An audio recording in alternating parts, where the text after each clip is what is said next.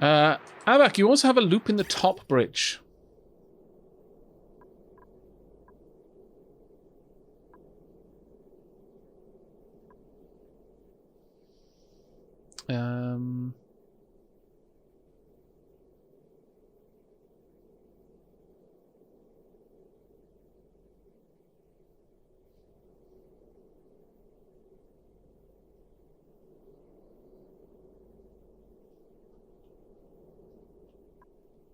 Oh, yeah, I did add that in. That was because I was going to put something up there. That's a good point, actually. Thank you very much for catching that. This will be going through the second one. As soon as this is all built, well, actually, I can deconstruct it now, thinking about it. Just need to get rid of this and then hook those pipes up across there. And this should give us everything we need at this point. But thank you very much for catching that, Luke, because that would have introduced quite a lot of inefficiency in the way it worked. Thank you, chat. Can I run pipes through more of the lake for cooling? I could, yeah. But the liquid in this lake is going to get hot eventually because I'm running 2 aqua tuners on it. So I'm not going to worry too much about that one. Now, the problem here is this isn't going to be able to put out enough power for this. This is going to only carry 2 kilowatts. Oh, that's annoying. I'd have to have 2 separate lines to do that. Ugh. This will probably burn out some of the wire, but I'll see how it works for now. Chicken Sniper, thank you so much for the gift subs there. And Lazarus as well. Thank you very much for the 32 months, mate. Diolch yn fawr, both of you. I think wires have a little bit of a grace when it comes to how much power it will cause it to overheat and burn. Chat would be better at confirming that for me, though. What I may need to do is do away with the power transformer and just run a full heavy watt wire all the way down. We'll see. But I suspect this probably will break it, unfortunately. We'll see, though.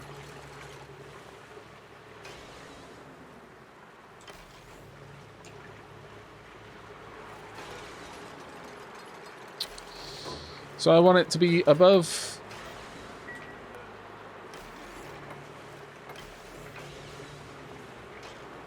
let's say 25 degrees. Or 20 degrees, I guess. No, we'll go with 25.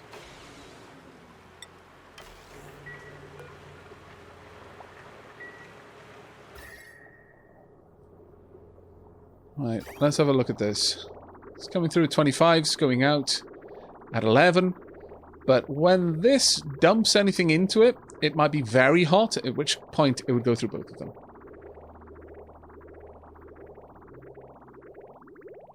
We'll see how that goes. We will see how that goes. Now, I think it's high time we get some more copper, honestly. So let's grab another 20 units of copper. Let's get that doing. Food-wise, we're going pretty amazingly, and that's a large part due to Gristleberry. And finally, we're shearing. Amazing. Amazing, I say. Alright, let's get some Atmo suits then. How many reed fiber units we got? Excellent. Let's get 3 of them.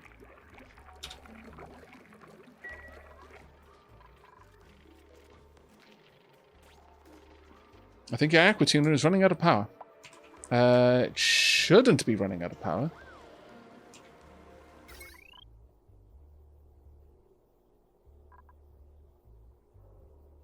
There's more than enough power available.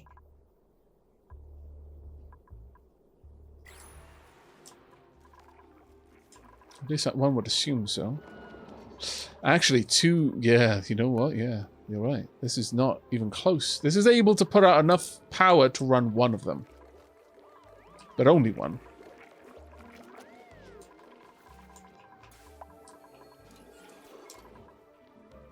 Yeah, we'd need to drastically increase the potential power output in order to make that work. Well, it needs must, I suppose.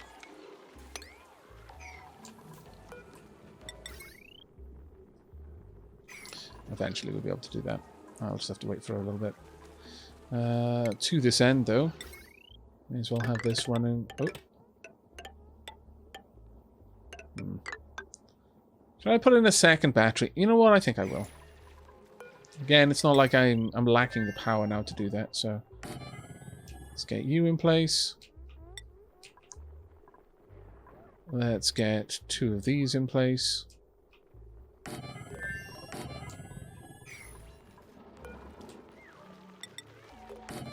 Some copper in there. And then there we go. I won't hook it all up to energy just yet, to the actual grid, to avoid it starting up the generators before I'm ready for them. That pollution water flow, yes, it is quite full. That's why any excess pollution is being dumped at the moment. How is our coolant loop looking? It's not awful, I suppose.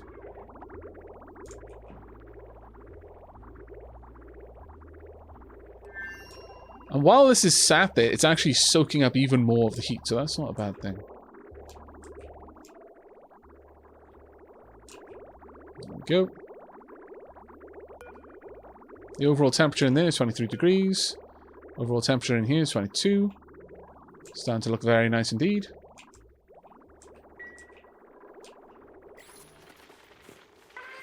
I wasn't expecting to start the stream and spend so much time working on little things like the coolant loop and power. Well, I say little things, they're actually quite important things, but still.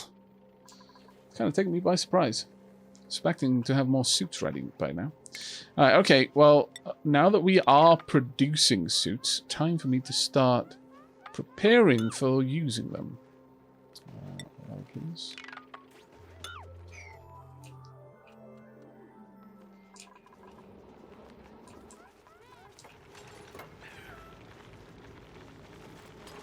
Could we perhaps get that water out of the way because it's starting to overheat you? It won't actually matter very long because once they've got suits, they won't care about it. How's the base temp doing? Let me show you. Down by here by the door, it's got 29 degrees. Around about there. But generally speaking, it's much closer to 25 across the rest of the base. 26, 28 in the middle there because there's no cooling running through that. But the granite tiles are 26, 25 down there. So generally speaking, it's not doing too badly. The coolant is exiting at a, you know, kind of wobbling between 25, 29, but it's, I would probably say the average is 26. And it's entering at just below 24 right now.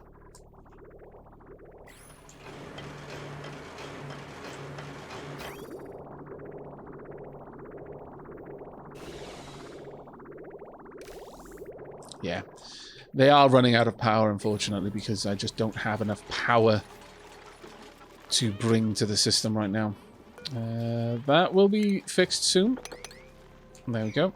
Copy that over. Just copy this across there. There you go. Now let's get all of that hooked up to the main power spine. Oop. There we go. Once all of that's done, then we should be in a much, much better position. We'll have enough power to run both of them at least. Now, considering both of them won't be needed most of the time, they will instead just charge their batteries. And then in the occasional little bursts that we get where it is needing the second one, there should be enough power in the system to run it for as long as it'll need to run. That will be the hope, at the very least. Alright, how are things doing up here? Doing mostly okay. Temperature is quite comfortable for them. Hydrogen's doing fine. We're just keeping this running for the most part. Yeah. It's backing up the pipe a bit. Occasionally running down, just running up that that secondary generator. Again, that little bit of extra power here and there.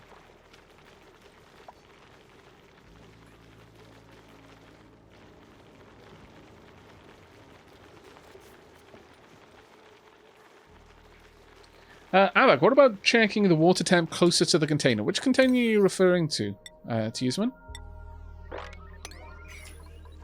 Quite happy to check out that possibility for you. Which container? Are you meaning more... Like, 2 aqua tuners, no matter what, should be enough to pull the temperature down. Because the hottest we're seeing the water coming out here is 42 degrees. You take 28 degrees away from that, and you're in a very comfortable position. We are not going to need more than 2 aqua tuners in sequence to control any amount of extra temperature that we're adding into the water here. So that should be fine. But just on the off chance that this isn't below 25 degrees, it'll get filtered through. And indeed that is the case. Sometimes we see it. Not too often anymore, but we are seeing it here and there. So the temperature is being stored in here at 26. Ultimately, we want that to fill up a little bit more with time. And it will. It's just it's going to have to back up a lot more before that eventuality happens. Because right now we're backing up around here a little bit, but not too much. Seeing a lot of sub 20, you know, close to 15 temperature water coming through. That is generally... Ooh, why did that go through there? That was 15. Why did that get split up? Oh. Of course. Right. Yeah, I can see the problem here. And that was a very silly problem for me to have allowed to exist. What we want to do is we want to bring it up like this and across. Because right now it's deciding which way to go. It's I'm letting it decide which direction it wants to swing in.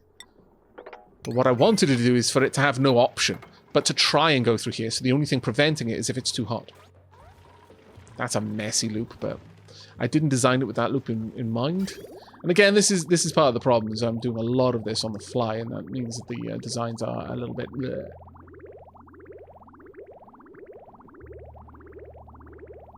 Any thoughts on the next power source? Well, we've got a natural gas vent. We have found one there.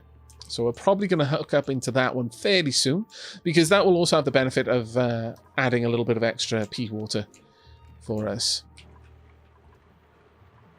And when I say pea water, I don't... It's funny because a lot of people, I think, take it quite literally, and I mean, I'm saying pea water, water made of pea. What I'm saying is pea water, and I'm mixing two things, which I shouldn't do.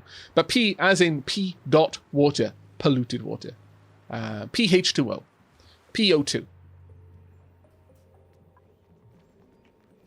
It's like saying LN2, liquid nitrogen.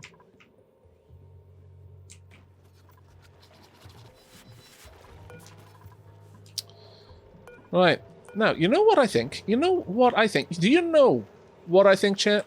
I think it is high time, deeply overdue, that we build a tiny little bit of automation. A titchy bit. The titchiest bit of automation. Right there. And another titchy bit of automation right here. This one's going to need a ladder, though. So I'm going to have to build one. The ladder will live over here. And it will be called Tim. Right, let's grab all of that. There we go. That needs to stay there because I need to build across. But 'tis going to be the first bit of automation that we have. Well, actually, no, we've got a little bit of automation over there. I tell a lie. But this automation is going to reduce our duplicant labor in getting coal over to these things.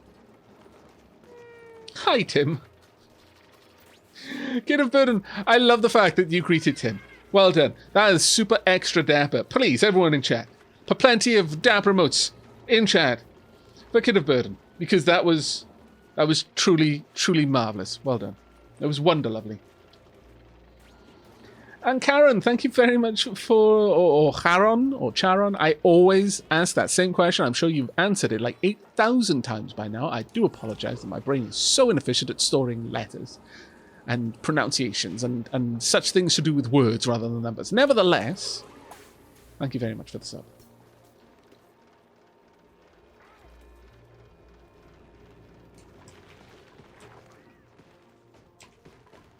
The temperature in here, it's getting there. It's being pulled down. Look at that.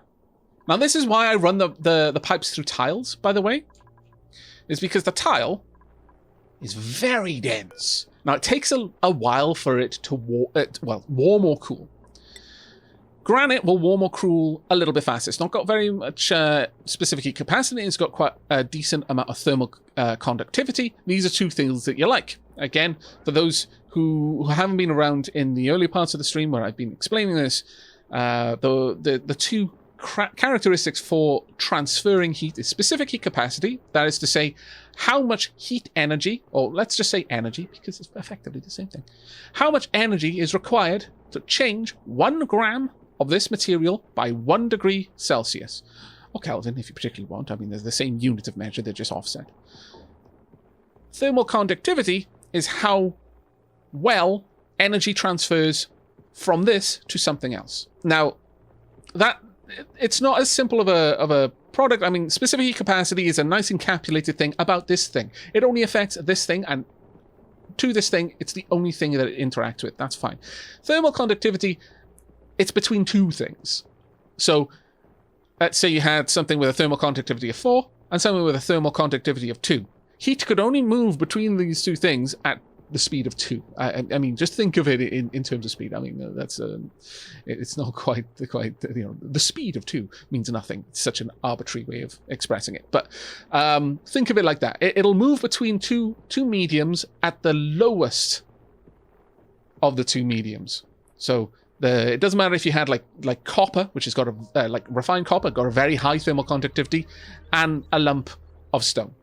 The heat could only move out of the copper as fast as a stone can accept it, and the stone can only accept it at the speed that stone can transmit it, which is the same thing. But having a decent thermal conductivity and a low specific heat capacity means that item will accept energy easily, and it'll only need a little bit to change its temperature. The flip side, which makes a good insulator, is a low thermal conductivity. It doesn't want to accept or give energy easily, and a very, very high specific heat capacity, which means a lot of energy is required to cause any change in its temperature whatsoever. So it will heat up. It'll just take an enormous amount of time to do it, or cool down by the same measure. But this is why I run the pipes through something nice and thick like this instead of air.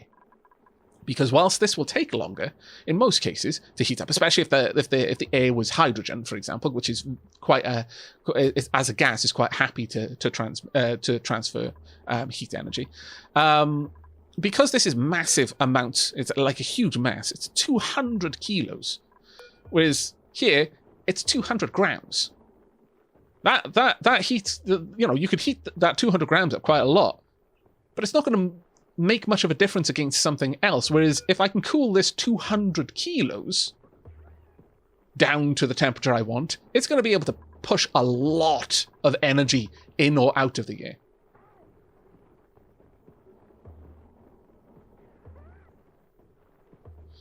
It's late at night and I was about to go to bed. Of course, this is the moment I realize Aavak is streaming. I'm so sorry.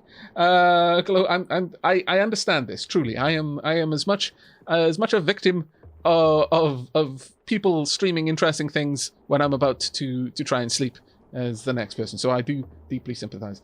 And hi Kaiser, thank you so much for the 16 months, mate. Diolch yn fawr.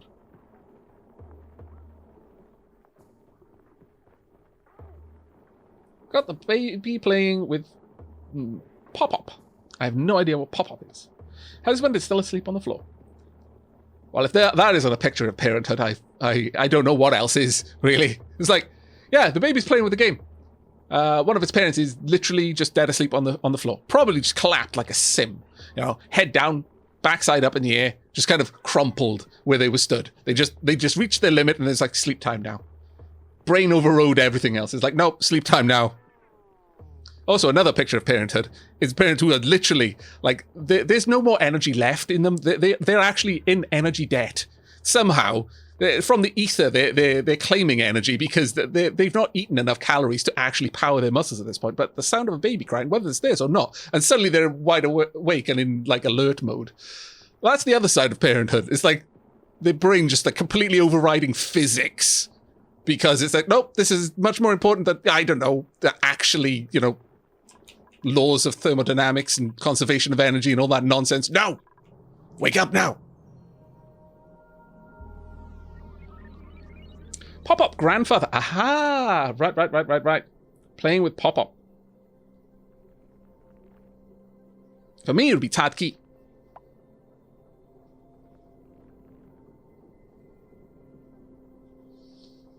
Mum is watching some sort of oddity on Y. And my sister is chilling with me watching the stream.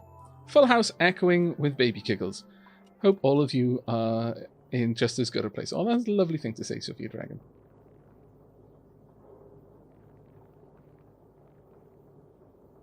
Is it possible to breed or cultivate weezeworts? No. You can get more, but you can't domesticate them.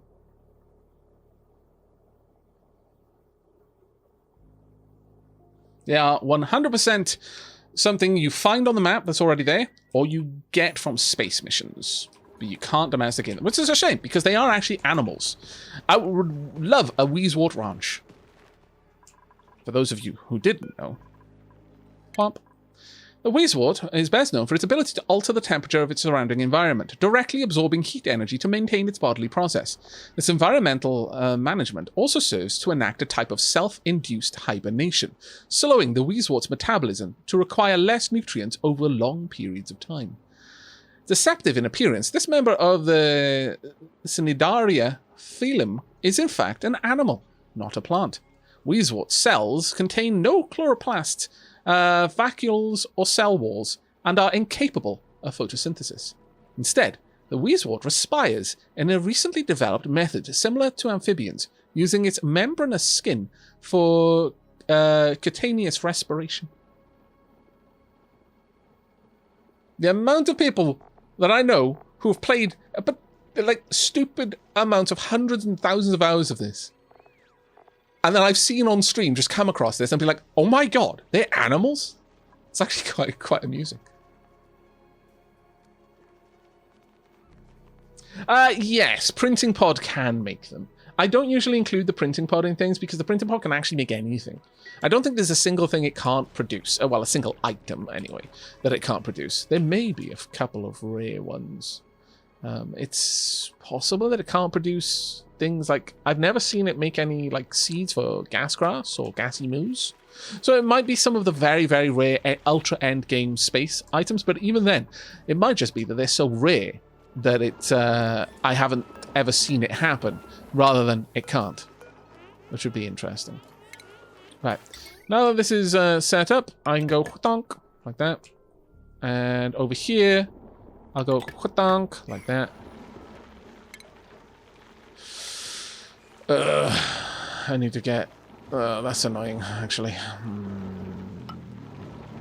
Okay, I'm gonna have to pull you down briefly to get some ladders there so I can hook that up.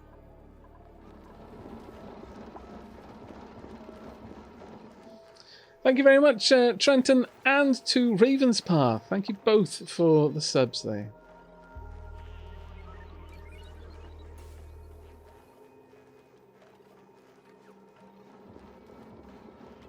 Space-only resources don't appear in the printed pod ever. Oh, that's really good to know. Thank you, Sophie. I wasn't sure about that.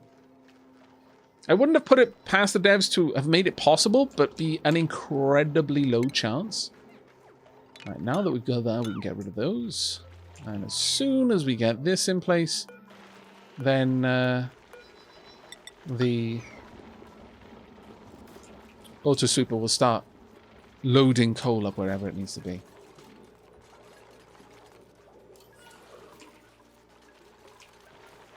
Oh, come on. You scoundrel, get back here. This is still, unfortunately, pressure and body temperature. There's not enough air in here. Alright. Okay, air pressure's there now, but it's still a little bit too warm. I suspect by the time that we've got the air pressure sorted out in here that we'll probably already have the temperature. Sorry, as soon as we got the temperature fixed, we'll probably already have the air pressure fixed. Ye get.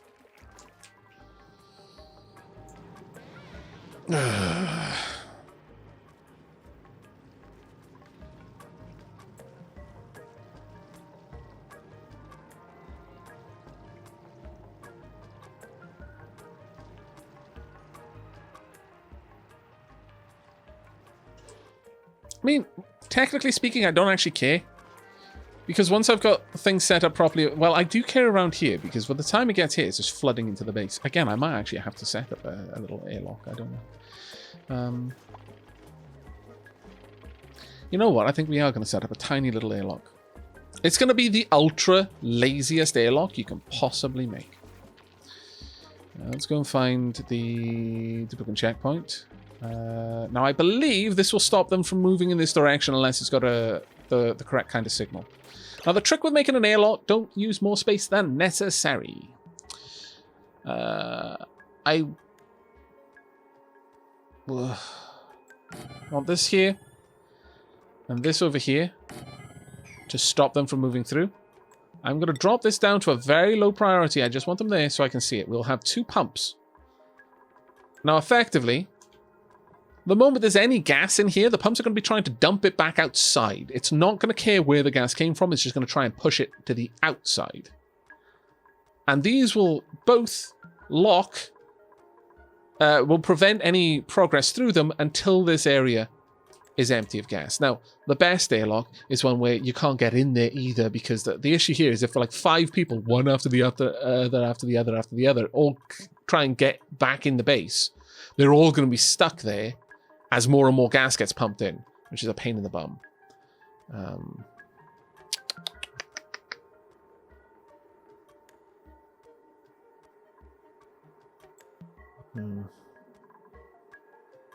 To that end, I might pop another checkpoint there. Because ultimately that's what you want. You want the checkpoints to prevent access to this room or exit from the room whilst the pumps are engaged.